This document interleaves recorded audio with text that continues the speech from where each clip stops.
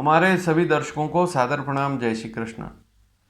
आज का हमारा विषय है विवाह में देरी और उसका उपाय, या वैवाहिक समस्या। विवाह के बाद समस्या हो रही है तब भी समाधान इस उपाय से आप कर सकते हैं। आज मैं सूर्य से संबंधित एक महत्वपूर्ण उपाय बता रहा हूँ, क्योंकि अनेकों कुंडलियों में कुछ ऐसी स्थितियाँ होती है जो सूर्य के कारण खराब हो जाती है। आज उसी विषय पर चर्चा करेंगे। जब भी हम विवाह योग देखते हैं या वैवाहिक समस्या, विवाह के बाद होने वाली समस्या देखते हैं, तो हमारी नज़र जाती है कुंडली के 7वें भाव पर। यदि आप जानकार हैं तो कुंडली का 7वां भाव देखते हैं और फिर पता लगाते हैं कि वास्तव में इस ग्रह के कारण यह समस्या हो रही है। और आज बात कर रहे हैं सूर्य की। तो अक्सर जब भी हम कुंडली देखते हैं उसमें एक स्थिति कई बार नज़र आती है, और वह स्थिति होती है ग्रहों की अस्त स्थिति। ग्रह जब अस्त हो जाता है किसी भी भाव का स्वामी। अब इस विषय से, आज का जो विषय है उपाय वाला, इससे आप अन्य भावों के लाभ भी ले सकते हैं। सूर्य एक ऐसा ग्रह है, उसी से दूसरे 6 जो ग्रह हैं वे अस्त हो जाते हैं। चंद्रमा, मंगल, बुध, गुरु, शुक्र, शनि, ये 6 ग्रह अस्त हो जाते हैं सूर्य के प्रभाव में आने से। और यहाँ पर जब हम गणित करते हैं तो वहाँ पर डिग्रियों को देखना पड़ता है। प्रत्येक ग्रह एक निश्चित अंश के लगभग आता है सूर्य के नज़दीक और अस्त हो जाता है। लेकिन अब इसको ग्रहों के माध्यम से समझें तो चंद्रमा सूर्य के नज़दीक 12 डिग्री नज़दीक आ जाता है तो अस्त हो जाता है। अब 12 डिग्री नज़दीक कैसे? मान लीजिए सूर्य किसी भी राशि में 15 डिग्री पर है और 15 में से 12 डिग्री आप घटाओ, कितने बचे? 3 डिग्री। तो चंद्रमा उसी राशि में जब 3 डिग्री पर आता है तभी से अस्त होना शुरू हो जाता है। तो सूर्य के आगे पीछे 12-12 डिग्री चंद्रमा जब भी रहता है अस्त हो जाता है। मंगल के बारे में लिखा है 17 डिग्री, हालांकि कहीं कहीं थोड़ा अंतर भी है। बुध के बारे में लिखा है 13 डिग्री, गुरु के बारे में 11 डिग्री लिखा है, शुक्र के बारे में कहीं 8 कहीं 9 डिग्री लिखा हुआ है, शनि के बारे में 15 डिग्री लिखा हुआ है। तो कुल मिलाकर 12, 17, 13, 11, 9 और 15, इस प्रकार से आप चंद्रमा, मंगल, बुध, गुरु, शुक्र, शनि 6 ग्रहों को लिखकर इनके आगे ये डिग्रियां लिख देते हैं तो आपको पता लग जाता है कि कौन सा ग्रह सूर्य के कितने नज़दीक आ जाता है और अस्त हो जाता है। तो ज्योतिष में डिग्रियों के आधार पर, अंशों के आधार पर ग्रहों के उदय और अस्त वाली स्थिति को हम देखते हैं।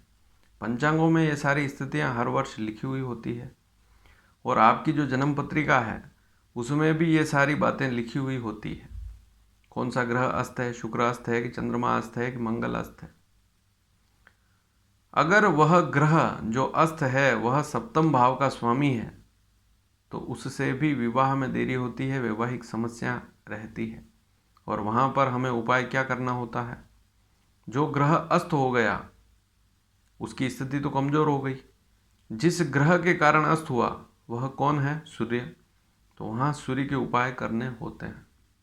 लेकिन एक बात को और समझ लें कि सूर्य यदि लग्न, पंचम और नवम का स्वामी है तो वहाँ पर सूर्य के बड़े बड़े जो उपाय होते हैं, जहाँ पर हम सूर्य के वैदिक मंत्रों के जाप करवाते हैं पंडितों द्वारा, वे नहीं करवाने चाहिए। छोटे छोटे उपाय आप सूर्य के कर सकते हैं, उससे लाभ मिलता है। वहाँ बड़े उपाय करेंगे तो सूर्य की शांति कर देंगे। सूर्य लग्न का ही स्वामी है, सूर्य पंचम का स्वामी है, सूर्य भाग्य का स्वामी है, तो वहाँ पर उस ग्रह की शांति नहीं कर सकते। तो उसकी शांति नहीं करनी है, वहाँ छोटे छोटे उपाय करने से लाभ मिलता है। लेकिन सूर्य लग्न, पंचम, नवम का स्वामी नहीं है, अन्य भावों का स्वामी है, तो वहाँ सूर्य की शांति भी की जा सकती है वैदिक मंत्रों द्वारा। वैदिक मंत्र कौन करते हैं? आप स्वयं ना करें, किसी विद्वान पंडित के द्वारा कराएं। और उसमें छोटे छोटे मंत्र भी हैं, जैसे ओम रांग रिंग रौंग सह सूर्याय नमः, ओम गृणी सूर्याय नमः। वैदिक मंत्र के आगे पीछे इनके संपुट भी लगवा सकते हैं। तो ये वैदिक मंत्र और छोटे जो 2 मंत्र हैं वे यहाँ डिस्क्रिप्शन में मैं लिख दूंगा, और बाकी आप पंडित जी से करवाएंगे तो इसका समाधान हो जाएगा। लेकिन सबसे बड़ा उपाय क्या है, सबसे सूक्ष्म और कम खर्चे में सूर्य का उपाय क्या है, उसको आप समझें। सूर्य को अति प्रिय क्या है? सूर्य देव जो हैं, अगर आपके घर के आसपास कहीं सूर्य का मंदिर है तो वहाँ पर आप इस उपाय को अवश्य करें। रविवार के दिन भी जा सकते हैं, अन्य दिन भी जा सकते हैं। 2 प्रमुख प्रिय वस्तुएं, एक तो आक का पुष्प, जंगलों में लगता है आक का पुष्प, आकड़ा भी कहते हैं। आक जिस पे सफ़ेद और नीले पुष्प आते हैं, अगर आप इंटरनेट पर भी सर्च करेंगे, हालांकि आप सभी लोग जानते हैं आक का पुष्प तो भगवान शिव को भी चढ़ता है और भगवान सूर्यदेव को अति प्रिय है। आक की समिधा जो लकड़ी होती है उससे भगवान सूर्य का हवन भी होता है, सूर्य को आहुति देते हैं। तो सूर्य मंदिर में जाएं और आक का पुष्प, चाहे 1 हो, चाहे 2 हो, चाहे ज़्यादा हो, चाहे सफ़ेद पुष्प हो आक का, चाहे नीला पुष्प हो आक का, भगवान सूर्य को अर्पण अवश्य करें। और किशमिश, दूसरा प्रिय फल जिसे कहते हैं वह है किशमिश। सूखे मेवे होते हैं उसमें किशमिश आप सभी जानते हैं। तो छोटी जो किशमिश होती है वो भगवान सूर्य देव को अति प्रिय है। जब भी सूर्य के हवन होते हैं, सूर्य यज्ञ होता है, तो वहाँ पर भगवान सूर्य को अति प्रिय किशमिश का भोग हम उस अग्नि में अर्पित करते हैं। तो जब स्वाहा बोलते हैं, ओम गृणी सूर्याय नमः स्वाहा, तो उस समय किशमिश को हम अग्नि में भगवान सूर्य को अर्पण करते हैं। तो किशमिश और आक का पुष्प ये दोनों ही अति प्रिय हैं भगवान सूर्य को। अगर आसपास में सूर्य मंदिर ना हो तो ऐसी स्थिति में एक तांबे का लोटा लें, उसमें जल भरें। भगवान शिव का मंदिर है, अभी तो श्रावण मास चल रहा है, रोज भी कर सकते हैं इस उपाय को। शिवलिंग पर सबसे पहले तो जल चढ़ाएं, भगवान को स्नान कराएं, फिर श्रृंगार स्वरूप चाहे केसर का तिलक भी कर सकते हैं आप, और उनके ऊपर एक आग का पुष्प अवश्य चढ़ाएं। या और ज़्यादा है आग के पुष्प तो आग का पुष्प भगवान शिव को भी चढ़ा सकते हैं, और किशमिश के 4-5 दाने शिवलिंग पर भी अर्पित कर सकते हैं, चढ़ा सकते हैं।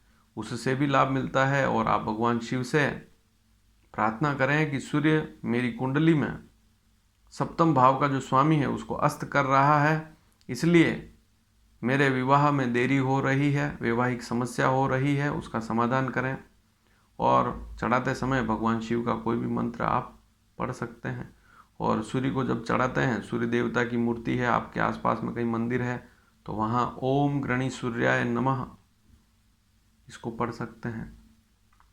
रविवार के दिन नमक का प्रयोग कम करना चाहिए। यदि कोई ग्रह आपकी कुंडली में सूर्य के कारण अस्त हो गया है और विशेषकर सप्तम का स्वामी अस्त हो गया है तो नमक का प्रयोग भी हो सके जहाँ तक रविवार के दिन आपको कम करना चाहिए, उससे भी लाभ मिलता है। तो छोटे छोटे जो उपाय हैं इनसे भी लाभ मिलता है। और ज़्यादा बड़ी समस्या है तो आप फिर वैदिक मंत्र का जाप करवा सकते हैं। ओम आकृष्णेन रजसा, इस प्रकार से मंत्र है, मैं आपको यहाँ पर डिस्क्रिप्शन में लिख दूंगा। वैसे आपके आसपास में जो कोई पुरोहित है, अच्छे विद्वान हैं, पंडित हैं, उनसे ही वैदिक मंत्रों का जाप करवाना चाहिए। यदि सूर्य आपकी कुंडली में लग्न पंचम नवम का स्वामी नहीं है तभी सूर्य के जाप करावें। तो आपकी जो कुंडली है उसमें 7वें भाव को देखना है। 7वें भाव का जो भी स्वामी है, सूर्य तो होगा नहीं अस्त, सूर्य के कारण दूसरे ग्रह अस्त होते हैं। तो चंद्रमा, मंगल, बुध, गुरु, शुक्र, शनि, इनमें से कौन सा ग्रह सप्तम का स्वामी है, यदि वह अस्त हो गया है तो ऐसी स्थिति में वह कहीं न कहीं सूर्य के साथ बैठा हुआ है या सूर्य के आगे या पीछे वाले भाव में है, इसी कारण से वह पीड़ित हो गया है और अस्त होने से वैवाहिक सुख नहीं मिल पा रहा है। इसके अलावा भी जैसे लग्न का स्वामी अस्त हो गया है, शरीर में रोग है, तब भी इस उपाय को कर सकते हैं। पंचम का स्वामी अस्त हो गया है, संतान में बाधा हो रही है या शिक्षा में बाधा है या आपके मित्र मंडली है वहाँ कोई क्लेश है, कोई समस्या है, उससे भी लाभ मिलता है। और भी कोई समस्या है मानसिक, तब भी समस्या का समाधान सूर्य के इस उपाय को करने से होता है। भाग्य का स्वामी कहीं अस्त हो गया है, आपको जो लाभ मिलना चाहिए, जितनी मात्रा में आप मेहनत तो बहुत कर रहे हैं, अच्छी शिक्षा भी ले लिए, लेकिन आपको लाभ नहीं मिल पा रहा है। पिता से किसी प्रकार का कोई क्लेश है या पिता को कोई रोग कष्ट है, तो वैसी स्थिति में भी हालांकि सूर्य बलवान है तो पिता की स्थिति अच्छी ही होगी, लेकिन भाग्य का साथ नहीं मिल रहा है, भाग्य उतना काम नहीं कर रहा है, तो वहाँ पर भी इस उपाय को कर सकते हैं। तो 2 चीज़ें तो विशेष याद रखनी ही है, आक का पुष्प और किशमिश। 4-5 दाने चढ़ाने हैं किशमिश के, ऐसा नहीं कि आपको किलो 2 किलो मंदिर में चढ़ाना है। बहुत सूक्ष्म उपाय से लाभ मिलता है, छोटे छोटे उपाय हैं, इनको करेंगे तो लाभ मिलता है। इसके अलावा भी सूर्य के लिए शास्त्रों में लिखा गया है कि गेहूं का दान कर सकते हैं, लाल कपड़े का दान कर सकते हैं, तांबा जो है उसका दान कर सकते हैं, लेकिन ये किसी मंदिर में रख के आएंगे तो ज़्यादा अच्छी स्थिति रहेगी। तो ये सारी स्थितियाँ ऐसे देखते हैं। तो गेहूं को भी कभी कभी आप रविवार के दिन 1 मुट्ठी 2 मुट्ठी 5 मुट्ठी गेहूं का दान करें, लाभ मिलता है। मंदिर में रख के आएँ तब भी लाभ मिलता है। लाल वस्त्र हैं, मान लीजिए किसी को गिफ्ट भी देते हैं, तो लाल वस्त्र अगर गिफ्ट करते हैं तो वहाँ पर भी लाभ मिलता है। तो ये सारी स्थितियाँ ऐसे समझते हैं। सूर्य के कारण कोई ग्रह अस्त है, ग्रह अस्त हो गया, इसका मतलब वह उस भाव का स्वामी है जिस भाव के बारे में आप देख रहे हैं, और वह भाव कमज़ोर स्थिति में है, तो वहाँ सूर्य के उपाय करेंगे तो लाभ मिलेगा। और यह जानकारी अच्छी लगी हो तो इसे शेयर भी अवश्य करें। अंश जो मैंने बताए हैं उनको भी ध्यान में रखें कि कौन सा ग्रह कितनी डिग्री पर होता है, सूर्य के नज़दीक कितने अंश के लगभग आगे पीछे होगा तो वह अस्त हो जाता है। उसको आप चाहें तो कभी गणना करके भी देखेंगे, तब भी आपको पता लगेगा। तो ये सीखने लायक चीज़ है।